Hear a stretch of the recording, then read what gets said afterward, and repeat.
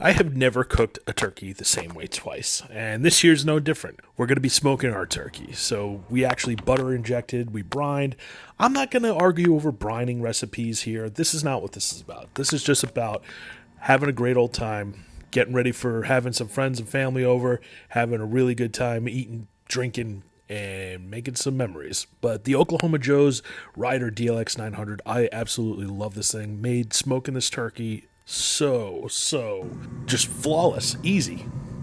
Throw the turkey on the pit at 275 for a couple hours. Keep the probes in there.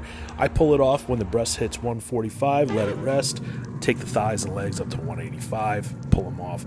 Spritz it down every now and then with a little bit of maple syrup and brown sugar, apple cider vinegar, and a splash of bourbon. It made this turkey absolutely delicious. We're not going to argue about dry brine, wet brine, spatchcocking. It's your turkey. Cook it the way you like it and just have a great time. I love the holidays, getting together, having some people over for some drinks and some laughs. It's always a great time. How did the turkey come out? Oh, yeah. Oh, whew.